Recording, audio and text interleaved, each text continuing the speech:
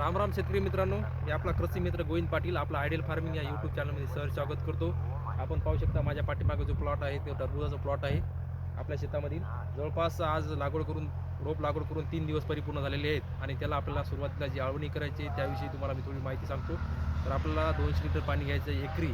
त्यासाठी आपल्याला घ्यायचं आहे बायोसंजीवनी, हे निर्मल कंपनीचं बायोसंजीवनी. याच्यामध्ये आहे ट्रायकोड्रमा आणि सुडोमोनस, हे जैविक बुरशीनाशक आहे, हे आपल्याला घ्यायचं आहे.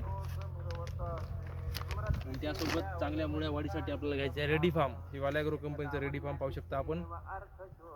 हे आपल्याला चांगल्या प्रकारे आपल्या टरबूज रोपाची मुळी वाढण्यासाठी चांगलं काम करीत आहे. त्यासाठी आपल्याला हे सुरुवातीच्या अवस्थेमध्ये घ्यायचं आहे. आणि हार्ड असं केमिकल सुरुवातीच्या अवस्थेमध्ये घ्यायचं नाही आपल्याला, म्हणजे कारण त्याच्यामुळे नेमकेच आपण लागवड केल्यानंतर ताबडतोब हार्ड असं बुरशीनाशक किंवा कीटकनाशक आपल्याला घ्यायचं नाही, कारण त्याच्यामुळे एकदम सूक्ष्म अवस्थेमध्ये असतात, कारण त्याला संतावा बसल. त्यामुळे आपल्याला जैविक बुरशीनाशक त्यामध्ये आपण घेतलेलं आहे बायोसंजीवनी आणि वाल्याग्रो कंपनीचं मुळ्यावाढीसाठी घेतलेलं आहे रेडी फार्म. अशा प्रकारे आपण आपल्या शेतामध्ये टरबूज लागवड केल्यानंतर सुरुवातीची जी आळवणी आहे ती घेऊ शकता. जमलं नाही